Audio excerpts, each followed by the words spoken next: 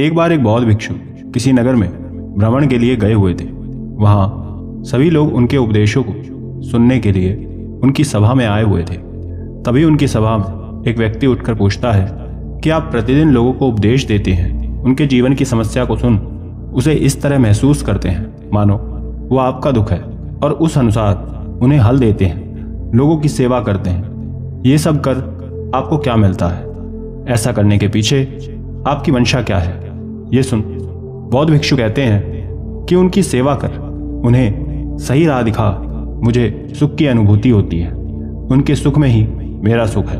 ये सुन व्यक्ति कहता है लेकिन वो कैसे? तब बौद्ध भिक्षु से समझाते हैं कि जब हम स्वयं के अलावा किसी दूसरे के लिए कुछ करते हैं, उनके काम आते हैं, तो भीतर से एक अलग ही सुख की अनुभूति होती है, आनंद मिलता है। स्वयं के लिए तो सब सोचते हैं, लेकिन जो दूसरे के लिए सोचे ऐसा व्यक्ति उत्तम व्यक्ति की श्रेणी में आता है। ये सुन व्यक्ति अगला प्रश्न करता है कि क्या कोई आपके अलावा अन्य व्यक्ति है जो ये सब करते हैं, वो भी सांसारिक जीवन जीते हुए? क्योंकि सांसारिक जीवन में रहते हुए दूसरे के लिए कुछ करना कहाँ मुमकिन है। ये सुन बौद्ध भिक्षु कहते हैं कि कोई सन्यासी ही या सांसारिक जीवन जीने वाला, इससे कोई फर्क नहीं पड़ता। यदि किसी के लिए कुछ करने का मन हो तो आप स्वयं कर सकते हैं, बस सच्ची मंशा के साथ। एक कहानी सुनो। बहुत समय पहले की बात है। एक गांव में एक व्यक्ति प्रतिदिन अपने घर के बाहर दीपक जलाकर रखा करता था। जैसे ही दिन ढल जाता और अंधेरा होने लगता तो वो व्यक्ति तुरंत बाहर जाकर द्वार पर एक दीपक जलाकर रख देता। ऐसा करने के पीछे उसका कारण यह था कि उस गांव में दूर दूर तक रोशनी नहीं थी, ना ही उसका कोई साधन था। लोग अपने अपने घर में अंधेरा होने पर दीपक जलाकर भीतर चले जाते और सुबह होने तक बाहर नहीं निकलते। लेकिन बाहर आते जाते लोगों को बहुत समस्या होती। कभी किसी का पैर गड्ढे में दबकर चला जाता तो कोई गिर जाता। आते जाते राहगीर को बहुत समस्या हो रही थी, लेकिन गांव के लोगों को कभी इनसे मतलब नहीं था। लेकिन वो व्यक्ति प्रतिदिन एक दीपक अवश्य बाहर जलाता, जिसे देख गांव के लोगों को वो पसंद नहीं आता। वो उसे या तो बुझा देते या फिर दिया उठाकर ले जाते। जब व्यक्ति बाहर आता और दीपक बुझा हुआ देखता तो उसे जला देता और उसे पुनः जलाते। ये देख गांव के लोग उसे भला बुरा भी कहते कि वो ज्यादा ही रोशनी दिखाने वाला बन रहा है। क्या इतना तेल बर्बाद करना, उससे क्या लाभ होगा, बल्कि नुकसान हो रहा है। लेकिन वो किसी की बातों को नहीं सुनता। उसने अपने मन में एक बात बिठा रखी थी, चाहे कोई कुछ भी कहे, उसे उनकी बात पर ध्यान ना देकर दीपक जलाकर घर के आगे रखना है। वो रोज ये काम करता भी। वो नहीं चाहता था कि जो भी राहगीर उसके घर के आगे से जाए उसे अंधेरा मिले, वो ठोकर खाए। लेकिन वहीं गांव के लोगों को इसका कारण समझ नहीं आ रहा था कि वो उनके इतना कहने के बाद भी नहीं सुनता, दीपक क्यों जलाता है। एक दिन उस व्यक्ति का मित्र उसके पास आता है। वो उसी के पड़ोस में रहा करता था। उसने उस व्यक्ति से पूछा, आखिर तुम क्यों प्रतिदिन यहाँ दीपक जलाकर रखते हो? ये सुन व्यक्ति कहता है कि ताकि जो भी मेरे घर के आगे से जाए उसे ठोकर ना लगे। अंधेरा हो जाने के बाद यहाँ दूर दूर तक कुछ दिखाई नहीं देता। आने जाने वाले लोगों को बहुत परेशानी होती है, इसलिए मैं यहाँ दीपक जलाकर रख देता हूँ, ताकि जो भी मेरे घर के सामने से जाए उसे दूर से ही मेरा दीपक का प्रकाश दिख जाए। ये सुन मित्र कहता है कि इससे तुम्हें क्या लाभ? मुझे तो नहीं लगता कि तुम्हें कोई लाभ है, बल्कि तुम्हारा नुकसान ही हो रहा है इतना तेल बर्बाद करके। ये सुन व्यक्ति मुस्कुराकर कहता है कि हाँ, बहुत बड़ा लाभ है। जो भी यहाँ रोशनी से जाता होगा मुझे अपशब्द नहीं कहता होगा, बल्कि जो अंधेरे में से जा रहा है ना जाने क्या क्या बोलता होगा, क्योंकि अंधेरा होने के कारण उसे चोट लग जाती है। तो ये हुआ ना लाभ। किसी की सेवा करने में जो सुख है वही सबसे बड़ा लाभ है। व्यक्ति के ये बोल सुन उसे उसकी बात अच्छी तरह समझ आ जाती है और वो कुछ देर रुक कर चला जाता है। यहाँ दूसरी तरफ उसका मित्र गांव के लोगों को ऐसा करने के पीछे उसकी मंशा बताता है कि वो लोगों की सुविधा का ध्यान रखकर ऐसा करता है। अब उसका मित्र भी प्रतिदिन स्वयं के घर के द्वार के आगे दीपक जलाकर रखने लगता है। ये देख अब गांव के लोग उसे बुझाते नहीं। एक दिन उस मार्ग से कुछ लोग लौट रहे थे। जिस जगह अंधेरा था वहां एक व्यक्ति के पैर में ठोकर लग जाती है। ये देखकर वो कहता है कि उस घर के आगे दीपक जलने के कारण वहां से निकलना कितना आसान था, या हर घर के आगे काश ऐसा दीपक जलता। तभी ये बात उस घर का व्यक्ति सुन लेता है और तब उसे भी एहसास होता है कि उसे अपने घर के आगे दीपक रख लेना चाहिए। वो उसी क्षण भीतर चला जाता है और एक दीपक लाकर अपने घर के बाहर रख देता है।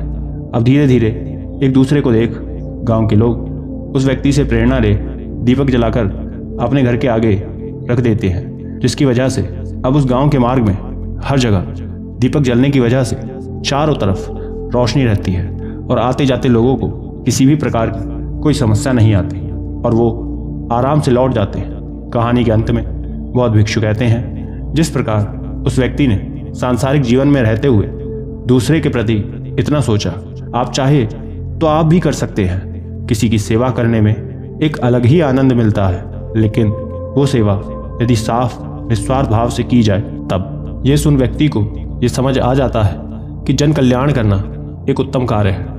किसी के जीवन में प्रकाश देने से हमारे जीवन में भी उसकी रोशनी आती है। इसलिए यदि व्यक्ति चाहे तो सांसारिक जीवन या फिर सन्यासी बन कैसे भी कर इस सुख आनंद को महसूस कर सकता है और तब वो बौद्ध भिक्षु के हर एक उत्तर से पूरी तरह संतुष्ट हो जाता है। एक बार एक गांव में एक व्यक्ति ने अपने मित्र के साथ मिलकर अपने पड़ोसी को देख व्यापार शुरू किया। उसकी एक दुकान थी जो बहुत अच्छी चल रही थी। उसका काम भी अच्छे से चलता और मुनाफा भी बहुत होता। वो दोनों मित्र उसे देखकर हमेशा सोचते हैं कि इसने कितनी कम पूंजी में अपना काम शुरू किया था, जबकि आज ये कितना अधिक धनवान हो गया है। ये सब देख एक दिन एक मित्र अपने साथी को ये सुझाव देता है कि उन्हें भी मिलकर कोई छोटा सा व्यापार करना चाहिए। दूसरे मित्र को सुझाव अच्छा लगता है और तब दोनों स्वयं के पास जो भी पैसे थे उसे मिला उसी पड़ोसी की दुकान के सामने एक दुकान खोल लेते हैं और काम करने लगे। शुरुआत में तो दोनों मित्र मिलकर के बहुत अच्छे से काम कर रहे थे। उन्हें काफी लाभ भी हुआ, जिसे देख वो बहुत खुश होते कि उनका ये छोटा सा व्यापार इतना अच्छा चल रहा है। कुछ महीनों तक तो सब कुछ अच्छा चल रहा था, लेकिन जैसे जैसे समय बढ़ा उनके व्यापार में समस्या आने लगी। उनका मुनाफा भी कम हो गया और काम भी। वो पूरा दिन यूं ही बैठे रहते। वहीं उनके पड़ोसी की दुकान अभी भी अच्छी चल रही थी। उसके काम में किसी तरह की कोई परेशानी नहीं थी। जैसे उसे पहले लाभ हो रहा था अभी भी उसे वैसे ही था। दोनों मित्र उसे देख यही सोचते हैं कि आखिर ये ऐसा करता क्या है। एक दिन पड़ोसी उनकी दुकान के सामने से गुजरता है। वो दोनों मित्र उसे देख उसे रोकते हैं और कहते हैं कि हमें आपसे कुछ पूछना है। पड़ोसी कहता है कि पूछिए। तब मित्र कहते हैं कि हम काफी समय से ये देखते आ रहे हैं कि आपका व्यापार बहुत अच्छा चलता है। हमेशा आपकी दुकान पर भीड़ होती है, लोग आते हैं, आपको हमेशा मुनाफा होता है, जबकि हमारे साथ ऐसा नहीं है। जब हमने दुकान की थी तब सब कुछ अच्छा चल रहा था, लेकिन कुछ महीने बाद से हमें नुकसान होने लगा। हमारे काम में समस्या आने लगी जो आज तक है।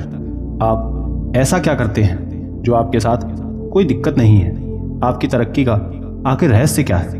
ये सुन पड़ोसी मुस्कुराने लगता है और कहता है कि तुम्हारे इस प्रश्न का उत्तर मैं नहीं बल्कि कोई और देगा। ये सुन दोनों मित्र पूछते हैं कि कौन? तब पड़ोसी कहता है, यहीं गांव की पहाड़ी पर एक संत अपने मठ में रहते हैं। उनके साथ उनके कुछ अनुयायी भी हैं। यूं तो वो संत नगर नगर गांव गांव जाते रहते हैं, लेकिन जब भी अपनी यात्रा से आते हैं तो उसी मठ में विश्राम करते हैं। और जब वो आते हैं तब अक्सर लोग उनके पास अपनी समस्याओं का निवारण लेने उनके समक्ष जाते हैं। तुम दोनों भी वहीं जाओ, उनके उत्तर से तुम पूरी तरह संतुष्ट हो जाओगे। ये सुन दोनों मित्र एक दूसरे की तरफ देखने लगते हैं और तब आगे कहते हैं कि कहीं आप हमारे साथ कोई शरारत तो नहीं कर रहे? ये कौन से संत हैं? वो कैसे हमारी समस्या को हल कर देंगे? ये सुन पड़ोसी मुस्कुराने लगता है और कहता है कि तुम एक बार जाओ तो। वो बहुत ही यशस्वी संत हैं। उनके तेज से हर गांव नगर उन्नति की राह पर बढ़ा है। उनके पास अद्भुत ज्ञान और शक्ति है। उनके विचार ही तुम्हें बहुत प्रभावित कर देंगे। दोस्तों, कहानी अगर पसंद आ रही है तो प्लीज एक लाइक कर दें, और अगर आप गौतम बुद्ध की शिक्षाओं को दिल से मानते हैं तो चैनल को सब्सक्राइब जरूर करिएगा। दोस्तों, पड़ोसी की बात सुन दोनों मित्र अब उन यशस्वी संत से मिलने पहाड़ी पर पहुंच जाते हैं। वहां पहुंचकर वो देखते हैं कि संत की सभा बैठी हुई है। उनके आसपास उनके कुछ अनुयायी और कुछ गांव के लोग बैठकर उनसे अपनी समस्याओं का हल पूछ रहे थे। वो दोनों भी वहां जाकर बैठ जाते हैं। संत के मुख का तेज, शालीनता और विनम्रता से उत्तर देने का तरीका देख दोनों ही मित्र प्रभावित हो जाते हैं। कुछ समय बाद वो संत के समक्ष जाकर उनसे अपनी पूरी समस्या बताते हैं कि कैसे उनके व्यापार में समस्या बढ़ती जा रही है, जबकि उनके पड़ोसी की दुकान हमेशा अच्छी चलती है। उन्हीं के साथ इतनी समस्या क्यों है, जबकि वो दोनों ही बड़ी मेहनत करते हैं, पूरा दिन वहीं बैठे रहते हैं। इन सब का कारण क्या है? वो ये सब संत से कहते हैं। उन दोनों मित्र की सारी बात सुन संत कहते हैं कि समस्या तुम्हारे व्यापार में नहीं, बल्कि तुम दोनों के स्वयं के भीतर है। ये सुन दोनों आश्चर्यचकित हो जाते हैं और पूछते हैं कि वो कैसे गुरुदेव? तब संत कहते हैं कि तुम्हारे पड़ोसी का व्यापार इसलिए अच्छा चल रहा है क्योंकि उसका पूरा ध्यान केवल स्वयं के काम पर है। उसे कोई मतलब नहीं कि उसके आसपास क्या हो रहा है, किसे लाभ किसे नुकसान हो रहा है। वो बस स्वयं के परिश्रम पर ध्यान दे रहा है। उसका यही परिश्रम उसे लाभ दे रहा है। लेकिन तुम दोनों के स्वयं के भीतर इतनी समस्या है, तुम व्यापार पर क्या ही ध्यान दोगे? तुम दोनों ने साथ इस काम की शुरुआत की। उस समय तुम दोनों का ध्यान इस ओर केंद्रित था कि कैसे भी इसे आगे ले जाए। तुम दोनों मिलकर काम करते थे, सोचते थे, लेकिन अब तुम दोनों अलग अलग तरह सोचते हो, काम करते हो। तुम्हारे स्वयं के विचार आपस में नहीं मिलते। बहुत सीधी सी बात है, आप दोनों की परेशानी का कारण आपका काम नहीं है, आप दोनों स्वयं हैं। और जब तक आप स्वयं के भीतर की परेशानी आपस में नहीं सुलझा लेते, आपका ऐसे ही नुकसान होगा। इसलिए पहले अपने अंदर की समस्या को दूर करना होगा, तभी आप आगे बढ़ सकते हैं। आप अपने काम करने के तरीकों को समझें, एक दूसरे के विचारों को सुनें, उसे समझें, तभी आप साथ में समायोजन रख पाएंगे, अन्यथा नहीं। उन संत के मुख से ये सारी बात सुन उन दोनों ने उस पर खूब देर तक वहां बैठकर विचार किया और तब वो संत से कहते हैं कि आप सही हैं, भूल हमारी है जो हमने पहले जैसा समायोजन नहीं रखा। यदि स्वयं को शांति से सुना व समझा होता तो समस्या नहीं आती। हम व्यापार में हुए लाभ से इतना उत्तेजित हुए कि स्वयं को ही बड़ा समझने लगे। ये लाभ हमारे अकेले का है।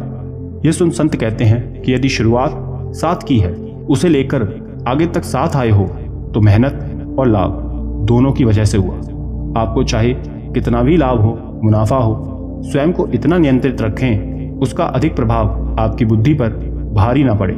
ये छोटी छोटी चीजों का ध्यान आपको आगे की तरफ ले जाता है। लाभ हो या हानि, दोनों से सीखकर आगे बढ़ना चाहिए। संत की बातों से दोनों मित्रों को उनके प्रश्नों का उत्तर और उनकी गलती का एहसास हो जाता है। वो समझ जाते हैं कि स्वयं के भीतर की समस्या को उन्हें पहले खत्म करना हो, और तब वो उनका आभार प्रकट कर लौट जाते हैं, पुनः अपने काम पर ध्यान देने लगते हैं। अतः इस कहानी में यही सीख मिलती है कि किसी भी काम में, चाहे आप अकेले हो या फिर अन्य किसी दूसरे के साथ, पहले पूरी तरह एक दूसरे की बातों को, विचारों को सुनना व समझना चाहिए। उसके बाद उस पर सोचकर कोई निष्कर्ष निकालना चाहिए। जब तक आप समायोजन नहीं करेंगे, आपको समस्या आती रहेगी। इसलिए सोच समझकर कार्य करें, धैर्य के साथ। आशा करते हैं ये बात आप समझे होंगे। सभी तक वीडियो को शेयर जरूर करें। धन्यवाद।